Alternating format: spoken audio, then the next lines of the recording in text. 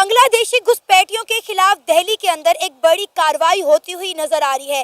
पिछले 3 दिन से दिल्ली पुलिस जो है उन बांग्लादेशियों के खिलाफ क्रैक डाउन कर रही है जो गैर कानूनी तौर पर इंडिया के अंदर रह रहे हैं। जिन पर शक है उनके आधार कार्ड चेक किए जा रहे हैं और बहुत सारे लोगों को अरेस्ट भी कर लिया गया है। बेसिकली ये जानने की कोशिश की जा रही है कि इंडिया के अंदर रहने वाली बांग्लादेशी कब से इंडिया के अंदर रह रहे हैं, ये किस हदूद से इंडिया के अंदर दाखिल हुए, इनके मुकम्मल तौर पर डॉक्यूमेंटेशन चेक की जा रही है।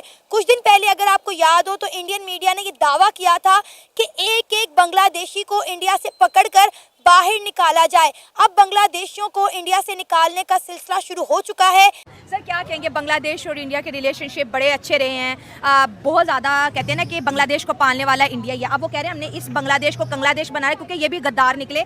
इन्होंने अपने मुल्क के मसले को हम पे थोप दिया कि इंडिया करवा रहा है, बल्कि हम तो इनको फ्री बिजली दे रहे थे, सस्ता तेल दे रहे थे, वीज़े मेडिकल फ्री किए हुए थे। इनको हज़ारों बांग्लादेशी रोज़ बॉर्डर क्रॉस करके इंडिया ट्रेड करने जाते थे। अब ये मसला बढ़ क्या रहा है? और हाँ, पहले इतने पे जवाब दे ले। देखें कि अगर सबसे पहले तो इंडिया का हाथ था क्योंकि हसीना जो वाजिद थी वो इंडिया के साथ अटैच थी। शेख मुजीबुर रहमान की फैमिली से थी, वो अटैच थी। जैसा कि अब जैसे ही ताल्लुकात खत्म हुए वो इंडिया चली गई और बांग्लादेश के हालात जो है ना वो खराब हो गए। अब वो इंडिया चाहता है कि बांग्लादेश तरक्की की तरफ ना जाए। हाँ, तो जाहिर है जब इंडिया के खिलाफ नारे लगाएंगे वो क्यों सपोर्ट करेंगे? इसीलिए फिर वो रशिया की तरफ वो फोर्स लगा रहा है कि ताकि बांग्लादेश बिल्कुल ही जो कंगाल हो जाए। इंडिया प्रेशर डाल रहा है। इंडिया प्रेशर डाल रहा है। इन शॉर्ट, पाकिस्तान के व्हाट्सएप ग्रुप्स में धड़ाधड़ चल रहा है इस वक्त और इसका टाइटल है India is the CEO factory of the world. वैसे तो India pharmacy of the world कहा जाता है, लेकिन वैसे इंडिया अब तो फैक्ट्री ऑफ द वर्ल्ड हो चुका है।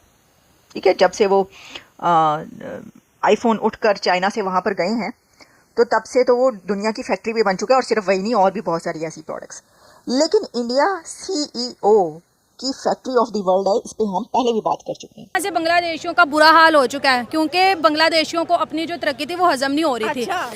अच्छा खासा था यार, वो बिल्कुल तरक्की कर रहा था। हम लोग पाकिस्तान में उनके एग्जांपल दे रहे थे कि यार टक्का हमसे बेहतर चला गया। देखो उनके जो प्राइम मिनिस्टर हैं शेख हसीना, बेचारे को नजर ही लगा दी हमने। सुनो तो सही कि वहाँ के जो प्राइम मिनिस्टर है वो अपनी कंट्री को बहुत अच्छा लेके जा रहे हैं और इंडिया के साथ उनके रिलेशन बहुत ज़्यादा बेस्ट थे। लेकिन जिस तरह से उन्होंने इंडियंस के साथ बुरा सलूक किया और जिस तरह से उनको मारा पीटा, एंटी इंडियन हो गए। Still Mohammad Yunus anti Indian ही है जनाब। हेलो दोस्तों, जैसा कि आपने हाईलाइट में देखा, बांग्लादेश में अल्पसंख्यकों के हिंदुओं पर हमला हो रहे मुद्दे पर अमेरिका संसद श्री थानेदार ने प्रतिक्रिया दी। उन्होंने कहा कि अब समय आ गया है कि अमेरिका संसद में इस मामले पर कार्रवाई करे। शेख हसीना सरकार के सत्ता से बाहर होने के बाद श्री थानेदार लगातार हिंदुओं पर हो रहे हमले का मुद्दा उठा रहे हैं। गुरुवार को व्हाइट हाउस ने बताया कि वे राष्ट्रपति जो बाइडेन बांग्लादेश की स्थिति पर करीब से नजर रखे हुए हैं। तो दोस्तों चलिए देखते हैं कि पाक मीडिया इस पर क्या रिएक्शन देता है और उनका क्या कहना है इस वीडियो के बारे में। से बांग्लादेशियों का बुरा हाल हो चुका है क्योंकि बांग्लादेशियों को अपनी जो तरक्की थी वो हजम नहीं हो रही थी। अच्छा खासा था यार, वो बिल्कुल तरक्की कर रहा था। हम लोग पाकिस्तान में उनके एग्जांपल दे रहे थे कि यार टक्का हमसे बेहतर चला गया। देखो उनके जो प्राइम मिनिस्टर हैं शेख हसीना, बेचारे को नजर ही लगा दी हमने। सुनो तो सही कि वहाँ के जो प्राइम मिनिस्टर है वो अपनी कंट्री को बहुत अच्छा लेके जा रहे हैं और इंडिया के साथ उनके रिलेशन बहुत ज़्यादा बेस्ट थे। लेकिन जिस तरह से उन्होंने इंडियंस के साथ बुरा सलूक किया और जिस तरह से उनको मारा पीटा, एंटी इंडियन हो गए। Still Mohammad Yunus anti Indian ही है जनाब। और अभी जिस तरह से रशिया ने उनसे कर्ज मांगा है कि जो आपको हमने दिया था वापस दिया जाए। मुझे इसकी मेन रीजन ये लगता है कि इंडिया और रशिया आपस में, तुम्हें पता, बहुत अच्छे फ्रेंड है और इसी वजह से रशिया ने बांग्लादेश से अपना जो लोन था वो वापस मांगा। के साथ से कहते हैं ना, कर्ज भी और सूद समेत है। 6,700 करोड़ का जो इंटरेस्ट है रशिया ने वो भी बांग्लादेश से। बांग्लादेश तो ऑलरेडी उसके खजाने खाली हो रहे हैं। बांग्लादेश में ऑलरेडी इतना ज्यादा प्रेशर है। इंडिया ने अपनी ट्रेड वैसे बहुत ज्यादा डिले कर दिया, बॉर्डर के ऊपर बहुत से ट्रक वैसे रोक दिया। 16 कमोडिटी कल का हमारा शो था, ऑलरेडी बैन हो गया है। मेडिकल वीजा की प्रोसेसिंग भी स्लो हो गया। अब ये मुझे तो लगता है इनको मरने के लिए कोना भी नहीं, मरने के लिए नहीं, बांग्लादेश अब बिल्कुल कंग्लादेश बनने वाला है। ठीक है, और वहाँ पे बिजली जा रही है, अब लोग पंखियों पे आ गए। वही हमारा जमाना आ गया। वहाँ पे जो बिजनेस है वो बहुत ज्यादा खराब होता जा रहा है। वीजे उनको इंडिया के नहीं मिल रहे। तो मुझे समझ नहीं आ रही कि जब एक कंट्री अच्छी खासी अपने लेवल पे जा रही है तो इनको क्या जरूरत थी पंगा लेने की। अब उन्होंने पंगा लिया। अब ये वही इंडिया जिसने हमारे साथ किया। पहले वो कह रहे थे कि पाकिस्तान आ जाओ, हम दोस्ती करते हैं, हर चीज करते हैं, लेकिन वजीर आजम भेजे। लेकिन हमने तब उनकी बात को इतना सीरियस नहीं लिया। लेकिन आज देखो वो 5th लार्जेस्ट इकोनॉमी बन गया और लोग वहाँ पर जाना अपनी ख्वाहिश मानते हैं। अमेरिका जैसी कंट्री जिसे हम सुपर पावर कहते थे वो इतना ज्यादा क्राइसिस में जा रहा है। ठीक है, वहाँ 800 से ज्यादा जो फैक्ट्रीज हैं वो बंद हो गई हैं। लेकिन यहाँ पे जस्ट एक इंडिया ही ऐसी वाहिद कंट्री है जहाँ पे लोग आते हैं, अपने बिजनेस वगैरह ओपन करते हैं, प्रमोट करते हैं, जहाँ पे हर रोज महंगाई नहीं बढ़ती। मतलब कि वो country India is one of the countries जो कि जिस पर एक जिसको कहते हैं ना एक बहुत ही गोल्डन हाथ था, एक गोल्डन स्पून थी बांग्लादेश के लिए। तो फॉर श्योर इंडिया के साथ इस वक्त जिस कंडीशन में, जिस फाइनेंशियल कंडीशन में, जिस इकोनॉमिकल कंडीशन में, जिस इंडस्ट्रियल कंडीशन में इंडिया है, इंडिया से अगर कोई भी पंगा लेगा तो उसका यही अंजाम होगा। देखें, सीधी सीधी और साफ बात है, let's just be practical and let's just be real. तो इंडिया ने इस वक्त जिस तरह से ग्रूम कर लिया और जिस तरह से अपनी पूरी इंटरनेशनल वर्ल्ड के अंदर एक हिसार बिठा दिया अपना, जिसके अंदर पंजे गाड़ दिए, तो क्या बांग्लादेश को नहीं पता कि इंडिया से पंगा लेना महंगा पड़ेगा? देखिए यही चीज है ना कि हम लोग जो है ना when sentiments come to the international relations तो इसी तरह के हाल होते हैं। हम लोगों को ऑलरेडी आइडिया था कि देखिए जब ये सारी जो सिचुएशंस हुई, प्रोटेस्ट की सिचुएशंस हुई बांग्लादेश के अंदर, बहुत सारी हम लोगों ने फसादात देखे, तो इंडिया वाज द वन जिसको आइडिया हुआ कि भाई अभी दिस इज द पोजीशन जब हम लोगों को इंडिया, देखिए इंडिया कभी भी आप हिस्ट्री को जो है ना वो खंगाल के देख लें, इंडिया कभी भी किसी ऐसी कंट्री के साथ रिलेशन नहीं कंटिन्यू करता है जिस कंट्री के अंदर उनको डेमोक्रेसी ना एग्जैक्टली जिस कंट्री के अंदर उनको जो है वो रूल्स एंड ऑर्डर्स की जो है वो एक वो कहते हैं ना जिसको नजर ना आ रही हो तो वो इंडिया खुद पीछे कदम उठा लेता है। यही वजह है आज तक इंडिया और पाकिस्तान के जो रिलेशन है वो स्ट्रांग नहीं हो सके, आज तक हम लोग जो है वो एक पेज पे नहीं आ सके। ठीक है, ये सारी चीजें हम लोगों को नजर आ रही है। बांग्लादेश तो पाकिस्तान के साथ खड़ा होने की बातें कर रहा है। देखिए यही तो रीजंस है कि हम लोग जो है ये सारी चीजें देख रहे हैं। बांग्लादेश को इस वक्त जो है वो चीजें नजर नहीं आ रही है, but soon they will understand. पहली चीज ये है। दूसरी चीज ये है कि देखिए पाकिस्तान को अगर हम लोग देखते हैं तो पाकिस्तान खुद इस वक्त ऐसी फाइनेंशियल कंडीशन में नहीं है कि हम किसी और को हम तो अभी खुद अपने हमें तो खुद बैसाखियों की जरूरत है, तो हम किसी की बैसाखी किसी का सहारा नहीं बन सकते। इंडिया भी अमीर, इंडिया के दोस्त भी अमीर। देखिए इंडिया जो है वो ऐसी बात भी नहीं है कि इंडिया के दोस्त भी अमीर। इंडिया जो है वो दूसरी आप अफगानिस्तान को देख लें, अफगानिस्तान के साथ बिरादराना ताल्लुकात इंडिया के हैं।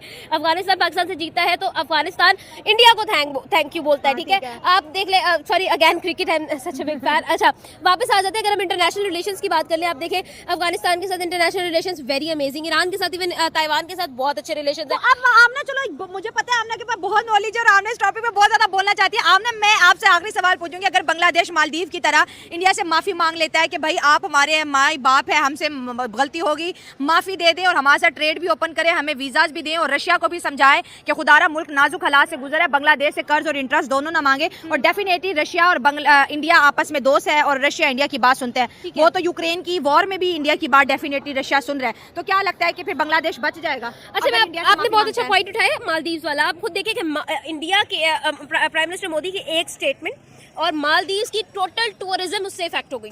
ठीक है, एग्जैक्टली। और आप खुद देखिए कि इट वाज नियर टू, आप कहेंगे कि वो दिवालिया होने वाला था। ठीक है, वो आप खुद देखिए कि उसके बाद मालदीव्स को इस चीज पर आना पड़ा, इस पेज पर आना पड़ा कि वो इंडिया की बात माने। क्यों?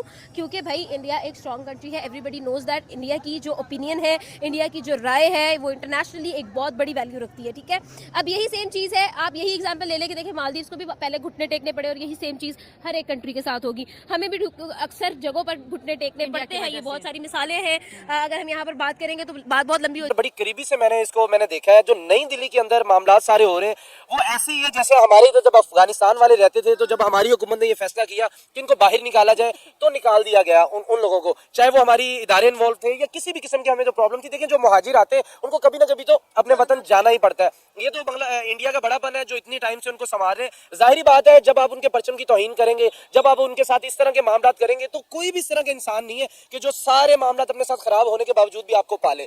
और दूसरी बात जो सबसे बड़ा मुझे यहाँ लग रहा है, जो एक पत्ता और एक जो ताश खेली जाएगी, जो एक पत्ता फेंका जाएगा किसी बाहर वाली कंट्री की जानिब से, किसी भी ABC, मैं किसी का नाम नहीं इसमें मेंशन करना चाहता, कि वो ये कहेंगे कि हिंदू भाई मुसलमानों को बाहर निकाल रहे हैं। तो मेरे जो बड़े तगड़े जराए हैं नई दिल्ली के अंदर से मुझे ये मालूम हुआ है कि जो एक इलाके का अमीर होता है ना मुसलमानों का, उसने ये मस्जिद के अंदर ये ऐलान करवाया और जाके खुद पुलिस के अंदर रिटर्न उन्होंने एक लेटर लिख के दिया कि भाई जो बांग्लादेश वाले यहाँ पर रह रहे हैं इनको आप निकालें, हमें इनसे अब डर लग रहा है। ये कोई ना कोई यहाँ पर सुसाइड ना कर दे, कोई इस तरह के मामला ना कर दे, कोई हमें हमलावर ना हम पे हो जाए। यानी कि सबसे पहले तो ये बात है कि इंडिया के अंदर जो मुसलमान रह रहे हैं वही कह रहे हैं कि भाई इनको बाहर निकाल फेंको। और दूसरी बात ये कि अक्सर आपने देखा होगा कि हर किसी एक्शन का रिएक्शन किसी ना किसी टाइम पे आना होता है। तो बड़ी देर से इंडिया अपने सब्र और तहम्मुल का मुजाहरा कर रहा था और मैं जाती तौर पे बड़ा हैरान था कि इंडिया जैसा मुल्क इतनी देर खामोश कैसे बैठा हुआ है और बिल्कुल साइलेंट बैठा हुआ है, क्योंकि उनके कहीं ना कहीं उधर इंटरेस्ट थे। आपको पता है बिजनेस के उनके मामलात हैं और बहुत ज्यादा आप देखिए इंडिया में 80% इन्वेस्टमेंट ही बांग्लादेश की है। तो बांग्लादेश को ये वाले हालात अभी फेस जो करने पड़ रहे हैं, तो ये तो एक मैं कह रहा हूँ ये अभी जो है ट्रेलर है, पिक्चर बहुत आगे है आपके लिए। आपने अपने पाँव के ऊपर कुल्हाड़ी नहीं मारी, आप पाँव को पास ले गए कुल्हाड़ी के और कहा आपने भाई हमें मार दिया जाए। इंडिया को आंखें दिखा रहे थे, इंडिया के बॉर्डर पर ड्रोन लगा रहे थे, हिंदू कम्युनिटी को जो है वो मार पीट रहे थे, मंदिरों को डिमोलिश कर रहे थे। अब इंडिया वाले इनको बताएंगे कि मंदिरों को किस तरह से डिमोलिश किया जाता है और किस तरह इंडिया को हल्के में लिया जाता है। ये इंडिया को बड़ा हल्के में ले रहे थे। इंडियन आर्मी इनको कुछ नहीं कह रही थी, इंडिया की सरकार जो है इनको कुछ नहीं कह रही थी, बड़ा डिप्लोमेटिकली वो इन सारी चीजों को लेकर चल रहे थे। कई बार जो है इंडिया के अफसरान ने इनको जाके समझाया कि भाई होश के नाखून लो, तुम लोग अपने बाप से पंगा ले रहे हो। लेकिन खैर क्या कह सकते हैं, बांग्लादेश को अकल आ ही नहीं रही थी। देखिए सबसे पहले तो इंडिया जिस वजह से रुका हुआ था ना, जो मैं इस चीज को समझ रहा हूँ, देखिए नो डाउट दुनिया की सबसे बड़ी इकोनॉमी में से एक है और एशियन टाइगर है। अब जब अगर इंडिया इन पे अटैक करता है तो कहीं ना कहीं उनकी भी रिस्पेक्ट पे मामला, तो उन पे भी सवालिया निशान उठना था इंडिया पे कि यार एक छोटा सा मुल्क है और आप उनको उनसे बातचीत के हल के बजाय आप उन पे अटैक कर दिया। तो कहीं ना कहीं इंडियन आर्मी के लिए भी बहुत बड़ा इम्तिहान था और बहुत बड़ा सब्र का ये पैमाना उनका था जो अभी तक लबरेज नहीं हुआ, मेरे ख्याल में अभी तक नहीं हुआ। अगर वो हो जाता तो बांग्लादेश को मेरा नहीं ख्याल कि 2 और 3 ओवर मतलब इसी घंटों के अंदर ही 3-4 घंटों के अंदर ही उनको मिटा दिया जाता या उनके ऊपर पूरा कब्जा कर लिया था। लेकिन इंडियन आर्मी और इंडियन हुकूमत ने यही सोचा होगा कि अगर हम कुछ करते हैं तो हम जो डोनाल्ड ट्रंप साहब बैठे हुए हैं, जो बाहर के मुल्क हैं, इजराइल के बैठे हुए हैं, आगे पीछे यानी कि ओवरऑल कंट्री के, वो लोग यही क्रिटिसाइज करेंगे यार आप पहले बात तो करते हैं, आपके सामने एक छोटा सा मुल्क है, आप उसको 1-2 घंटे में फतह कर सकते हैं, तो आप पहले बात तो करके देखिए, उनको कन्विंस तो करें अपनी तरफ। गीदड़ भभकियां जो है वो बांग्लादेशी और उनकी इदारे लगा रहे थे इंडिया को। मैंने अपने पिछले प्रोग्राम में भी बात की थी कि अगर इंडियन आर्मी इनका 10% कर दिखाए तो बांग्लादेश का नामो निशान सफाई हिस्ती से मिट जाएगा। देखिए सबसे बड़ी ये बात है कि बांग्लादेश को भी इस चीज का इल्म था, लेकिन कुछ लोग इस तरह के थे जो इन मामलात को सॉल्व आउट नहीं होने दे रहे थे। अभी भी यूनुस भी कर सकता था। देखिए आपके सेक्रेटरी खारजा है इंडिया के आपके पास चल के, यानी कि आपने इतना कुछ कर दिया, फिर सेक्रेटरी खारजा आपके पास चल के आ गए, यानी कि फिर भी आपकी अकल के अंदर बात नहीं आ रही कि यार क्यों हमें समझा रहे हैं। वो यही चाह रहे थे कि यार क्या देखिए इनकलाब किसी सियासी जमात ने नहीं वहां लेके आए, तुलबा तंजीम लेके आई, और तुलबा मिनिमम क्या एज रखते होंगे, 25 के नीचे होंगे लगभग, अगर मैं एवरेज देखा जाए तो 25 से जो नीचे होते हैं वो इतना ज्यादा मैच्योर नहीं उनको कंसीडर किया जाता, बिकॉज इससे जो ज्यादा बड़ी उम्र के लोग होते हैं। तो यानी इंडिया ये सारी चीजों को समझ रहा था कि यार बच्चों ने ये एक इनकलाब लेके आया, तो ये बच्चे अभी ये इसको हम सॉल्ट आउट कर लेंगे 1-2 माह के अंदर। लेकिन इंडिया भी कहीं ना कहीं मिसरीड कर गया, क्योंकि वो इनकी हड्डियों के अंदर नफरत जो भर दी गई है और जो एहसान फरामोशी ये कर रहे हैं बंगाली है, तो इनकी सजा तो आने वाले वक्त में इनको मिलेगी, अभी भी मिल रही है। देखिए ना जो बेचारे मासूम जो है बांग्लादेशी वहाँ पे रह रहे हैं, आप देखें उनके भी आधार कार्ड चेक किए जा रहे हैं और गैर कानूनी जो बांग्लादेशी वहाँ रह रहे हैं उनको जो है अब उनकी पकड़ धकड़ शुरू हो गई है, अब उन्हें अरेस्ट किया जाएगा और इंडिया से निकाल दिया जाएगा। देखिए मैं तो ये कह रहा हूँ कि देखिए गैर कानूनी तौर पे बेशक वो रह रहे थे, लेकिन इंडिया ने नहीं छेड़ा। रीजन क्या था सबसे बड़ा कि उनके ताल्लुकात बहुत अच्छे थे। देखिए शेख हसीना के साथ उनके ताल्लुकात बड़े बेहतर थे। वो इस चीज को देखते हुए वो कुछ भी नहीं कह रहे थे। आया कि आज नहीं इंडिया को होश आई, इंडिया को पहले भी इस चीज का पता था कि यार ये मतलब ये हमारे मुल्क के अंदर गैर कानूनी तौर पर रह रहे हैं, क्योंकि जो बंगाल वेस्ट है, कोलकाता जो है, वहां पर तो मतलब 70% तो आई थिंक यही रह रहे हैं जो बांग्लादेश से उठ के वहां आए हुए। लेकिन अभी तक इनको अकल नहीं आ पा रही। जो डॉक्टर यूनुस बैठे हुए 80+ उनकी एज आई थिंक, लेकिन उनका दिमाग काम नहीं कर रहा, वो आगे कुछ और हो रहा है, पीछे कुछ हो रहा है, यानी टोटल इस वक्त बहुत बड़ा लॉस। जैसा कि दोस्तों आपने वीडियो में देखा, बांग्लादेश में हिंदुओं पर और अमेरिका संसद से थानेदार ने कहा कि भीड़ ने हिंदू मंदिरों को नष्ट कर दिया। अब समय आ गया है कि इस पर अमेरिका संसद और अमेरिकी सरकार कार्रवाई करे। बांग्लादेश में हिंदुओं के खिलाफ हो रहे अत्याचार को रोकने के लिए हर संभव उपकरण का उपयोग करने की आवश्यकता है। बांग्लादेश पर आरोप लगते हुए थानेदार ने कहा 1971 में पाकिस्तान आजादी मिलने के बाद बांग्लादेश में हिंदुओं के खिलाफ हिंसा जारी। हाल ही में हमने देखा कि एक हिंदू पुजारी को गिरफ्तार कर लिया गया और उसे वकील की हत्या कर दी गई है। उस व्हाइट हाउस में राष्ट्रीय सुरक्षा संचालक सलाहकार जॉन कर्बी ने एक प्रेस कॉन्फ्रेंस में कहा कि शेख हसीना सरकार का पतन के बाद बांग्लादेश में सुरक्षा स्थिति कठिन हो गई है। हम इस चुनौती को निपटने के लिए कानूनी परिवर्तन और सुरक्षा सेवाओं की क्षमता बढ़ाने के लिए अंतरिम सरकार के साथ मिलकर काम कर रहे हैं। भारतीय अमेरिकी संसद राज्य कृष्णमूर्ति संसद रोविया से बांग्लादेश के अल्पसंख्यकों मुख्य रूप से हिंदुओं के खिलाफ हिंसा मुद्दे पर संबोधित करने में आग्रह किया। बता दें कि निर्वाचित राष्ट्रपति डोनाल्ड ट्रंप ने शीर्ष राजनयिकों पद के लिए संसद रोविया को नियमित क्या कहा है कि बांग्लादेश में हिंदुओं पर हो रहे हमले को लेकर हाल ही में बड़ी संख्या के भारतीय अमेरिकी मार्च निकाला था, जिसमें देखा गया। तो दोस्तों वीडियो कैसा लगा अपनी राय कमेंट बॉक्स में जरूर दें। वीडियो पसंद है तो लाइक और सब्सक्राइब करना ना भूलें।